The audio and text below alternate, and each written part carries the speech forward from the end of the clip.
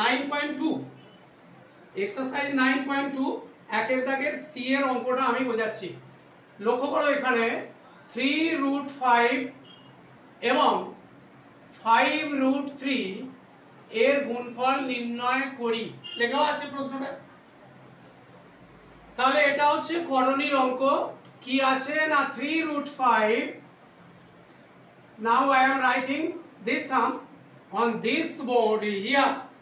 Notice here 3√5 3√5 কি বলেছে না গুণফল নির্ণয় করো।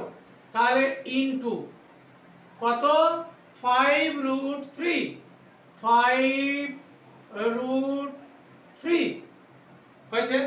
অঙ্কটা জাস্ট এখানে শুধু টুকেছি মাত্র। এইবার দেখো এখানে পূর্ণ সংখ্যা কত আছে, এটা আছে 3।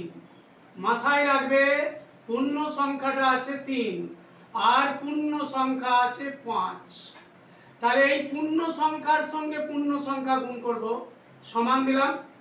তাহলে 3 5 আমি আরেকবার রিপিট দেবো দরকার হয় 3 গুণিত 5 মানে পূর্ণ সংখ্যাটা এক জায়গায় রেখে দিলাম। এইবার গুণিত √5 গুণিত √3 তাহলে রুট সংখ্যাগুলো এক জায়গায় রেখেছি। যেমন একটা ক্লাসের মধ্যে 10টা ছেলে আর 5টা মেয়ে, যদি আর দুটো ছেলে এসে ভর্তি হয় তাহলে ছেলেদের সঙ্গে ওই ছেলেটা যোগ, আর যদি মেয়ে এসে ভর্তি হয় তাহলে মেয়েদের কাছে মেয়েরা ভর্তি হবে। ঠিক just as like as that figure I can say, আমি বলতে চাই এটা পূর্ণ সংখ্যা 3 এবং পূর্ণ সংখ্যা 5, এই 5 আর 3 এদের এক জায়গায় নিয়ে আসা হলো এবং রুট সংখ্যা আছে 5 এবং রুট সংখ্যা আছে 3।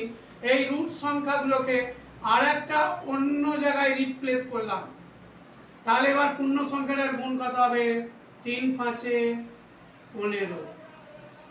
এবারে এখানে আসো রুট সংখ্যার সঙ্গে রুট সংখ্যা গুণ হয়, তাহলে কত আছে না √5 × √3 3 5 15, তাহলে এটা হলো √15।